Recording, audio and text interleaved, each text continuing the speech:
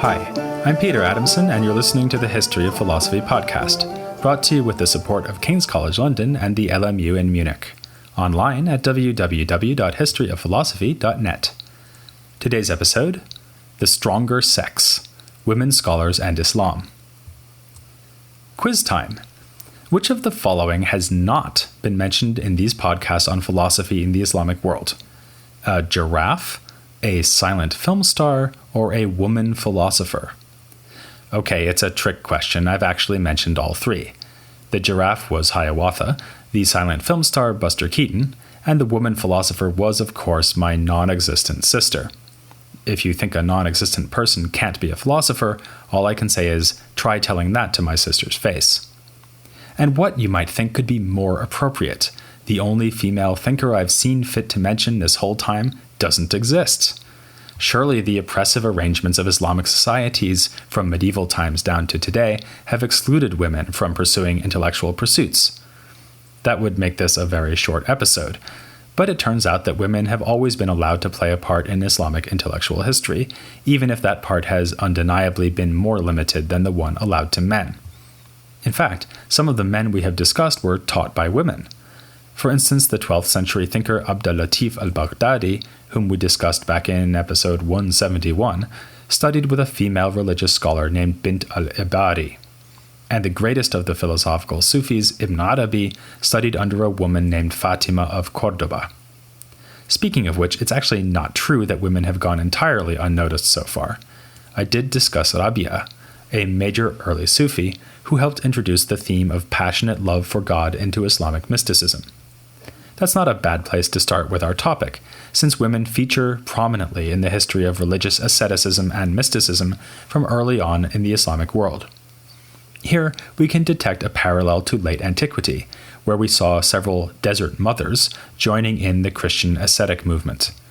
In the Latin Christian medieval world, too, there were major female mystics who will before long be featuring in this podcast. In the Islamic tradition, Rabia was the most famous such figure, quoted by many male Sufis and imitated by many female ones. Rabia exemplified rigorous asceticism, unmarried and destitute. She came by her poverty the old-fashioned way, by actually being poor. In fact, she was a freed slave. But like the late antique desert mothers, many other Muslim women who contributed to Sufism were well-to-do. Some literally contributed by sponsoring religious orders and retreats, while others gave up their lives of luxury for the rigors of asceticism. In another respect, Rabia was downright unusual. She remained steadfastly celibate.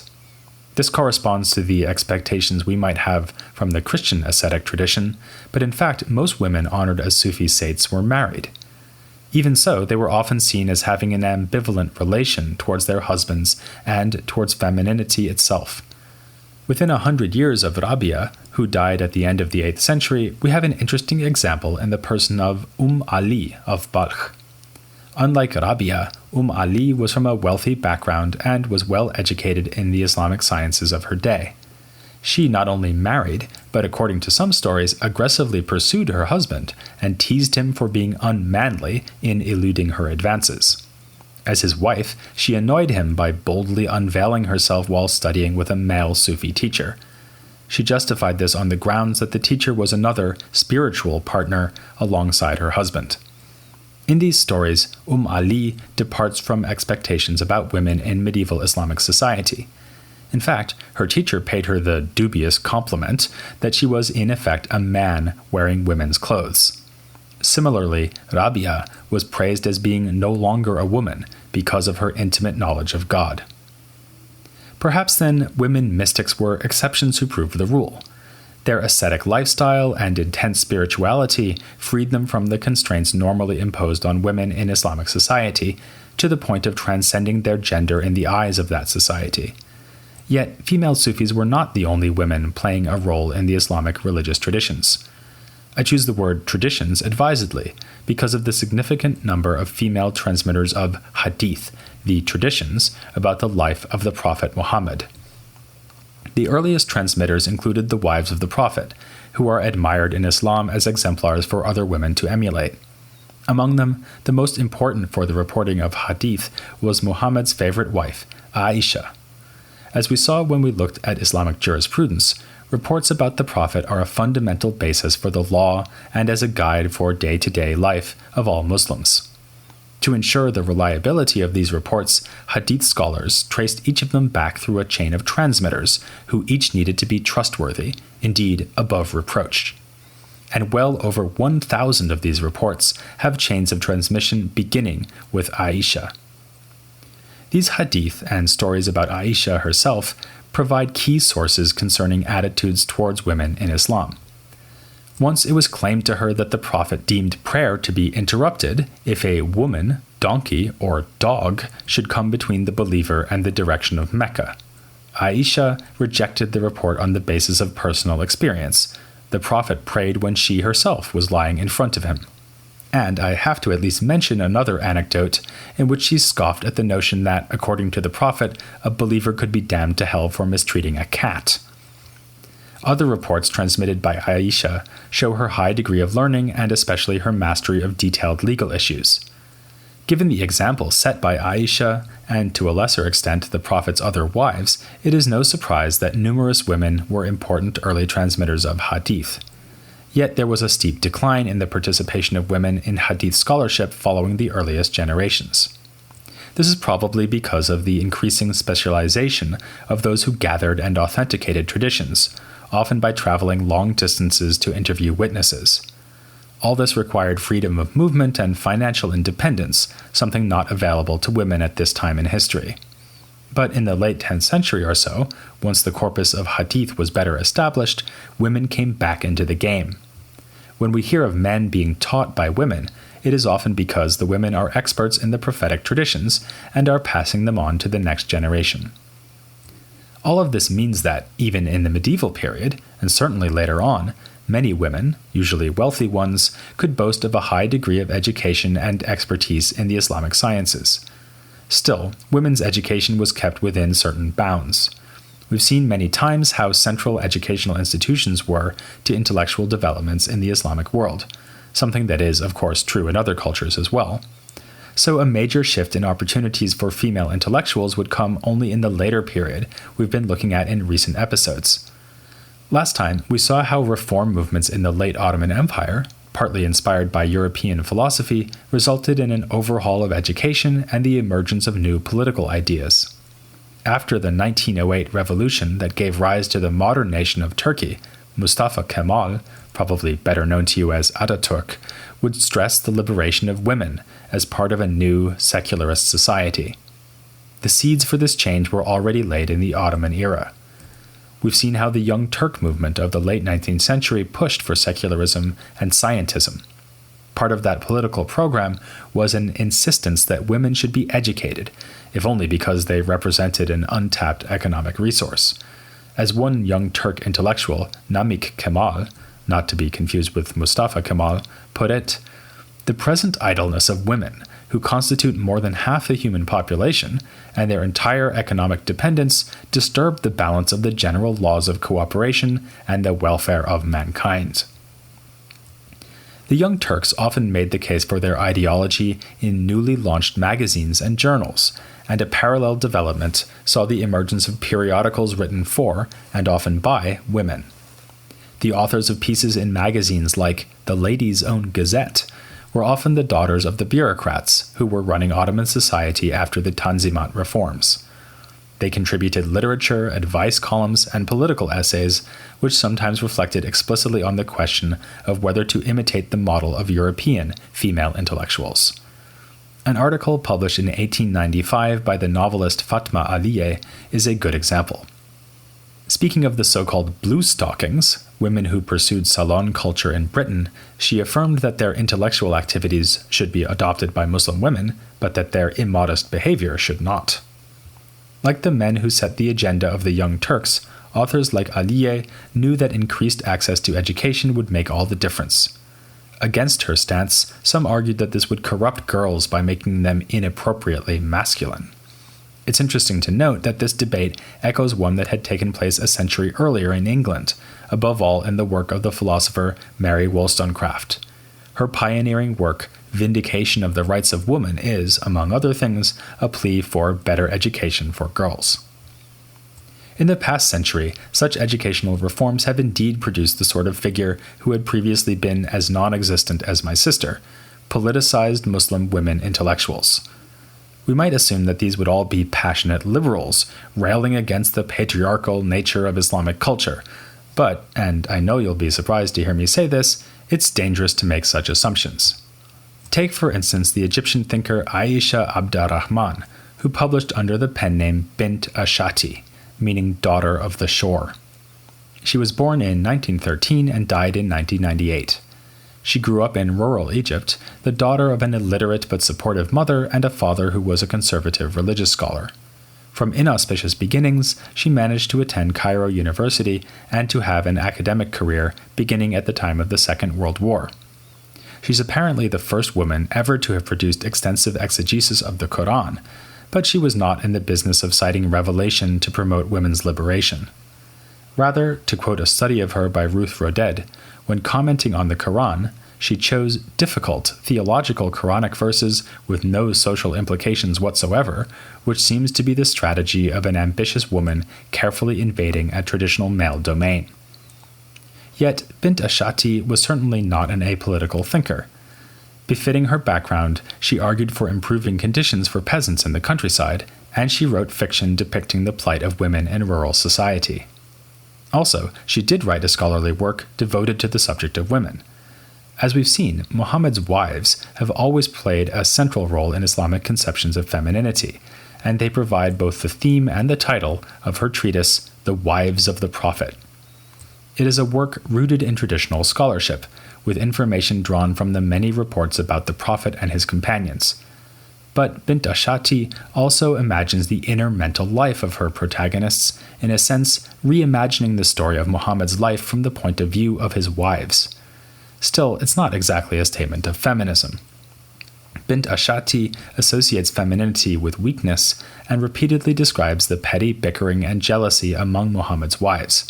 Roded goes so far as to say that in The Wives of the Prophet, Bint Ashati is trading in almost misogynist stereotypes. But of course, there have been powerfully liberal voices too among women intellectuals. In the past several decades, one outstanding example has been Fatema Mernissi. Born in Fez in 1940, Mernissi has held a professorship of sociology in Morocco and written several pioneering books considering the place of women in Islamic society. Her most famous work is Beyond the Veil, published in 1973. In this book, Mernissi draws a contrast between the Western oppression of women and the oppression distinctive of Islamic society. Whereas Western thought has always insisted on the biological inferiority of females, Islamic society has instead feared women precisely because they are the stronger sex. Here, Mernissi contrasts Freudian ideas about women to sentiments she finds in a medieval author who is very familiar to us, Al-Ghazali. Whereas Sigmund Freud saw women as essentially passive, Al-Ghazali depicted them as active and sexually demanding, needing to be kept satisfied by their husbands to contain their potential for causing familial strife. Women are also possessed of a far greater degree of self-control than men, hence the practice of veiling women. This is not done to protect them or hide them away. To the contrary, women are veiled in order to protect the weaker sex, namely men, who tend to lack control over their passions. Mernissi is onto something here. As we've seen many times, the Islamic intellectual tradition echoed Platonist ethics by describing virtue as the rule of reason over desire. Mernissi sees Al-Ghazali, and by extension the wider Islamic tradition, as associating the feminine with a provocation to untamed desire. Men must restrain and discipline their desires for women, and hence exert control and command over the women themselves, rather than showing them love and respect. But it is not just intellectuals like Al-Ghazali who are to blame. For Mernissi, the history of Muslim society is in large measure the history of an attempt to defuse women's power. She contrasts the status of women after the advent of Islam to the situation in the so-called Jahiliyyah, or time of ignorance, before Muhammad received his prophetic message. In the pre-Islamic society, social structures were tribal, and women had a relatively high degree of self-determination. This was abolished early on in the history of Islam through such legal means as rules on divorce, through veiling, and through the restriction of women to certain spaces. Only in recent times, as the forces of modernity have broken down traditional Islamic social structures, has it become possible for women to wield power again by invading the previously male enclaves of the workplace, politics, and the public sphere. But for Mernissi, the long-standing oppression of women in fact stemmed from a distortion of the Islamic revelation. She sees the Prophet's message as a fundamentally democratic and egalitarian one. Mernissi argues for this reading of history and religion in another book called Women and Islam. She makes her case using the techniques of the Islamic religious sciences, especially a science we have already considered in this episode, Hadith scholarship. Supposedly, the Prophet once remarked that those who entrust their affairs to a woman will never know prosperity. This report has been used down the ages to justify the exclusion of women from political and economic leadership. As Mernissi recounts at the beginning of the book, it was even once quoted to her in her local grocery store. The report is deemed sound in the classical collections of Hadith, but Mernissi decides to explore the provenance of the saying more thoroughly. She discovers that this quotation of the Prophet was originally reported, many years after it was supposedly uttered, by one Abu Bakr. She further argues that this man's reliability is rather questionable and produces evidence that he was, in fact, convicted of bearing false testimony. For Mernissi, the conclusion is clear. This is obviously an unsound hadith, and only the sexist motives of the medieval hadith scholars could have blinded them to this fact. Mernissi takes the same text-critical approach when she considers the practice of veiling women. The institution of the veil can be traced back to a verse of the Quran, which instructs Muslims to request things of the Prophet's wives from behind a curtain, in Arabic hijab. As Mernissi emphasizes, many verses of the Quran were revealed in response to specific events, and this is one of them. The occasion was the Prophet's marriage to his beautiful cousin Zainab. The verses were revealed when some guests overstayed their welcome, preventing the couple from enjoying their wedding night.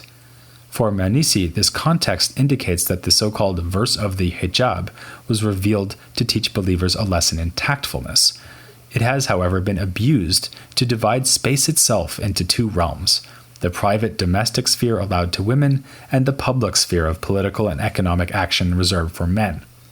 The word hijab can also mean a veil, and as we've already seen, Mernissi sees the practice of veiling as an attempt by men to defend themselves from the attractions of women. But on her reading, there is no basis for this practice in the Quran. Mernissi could draw in some support here from an unlikely source, the 11th century Andalusian jurist Ibn Hazm, whom we discussed in episode 147. As we saw then, Ibn Hazm was a supporter of the Zahiri school of Islamic law, which accepted a very restricted range of sources in reaching legal decisions. We saw, for instance, that he rejected the death penalty for homosexuality, since there is no support for this in the explicit statements found in the Quran and Hadith. Similarly, he dismisses the religious requirement for veiling as having no basis in the authoritative texts of Islam.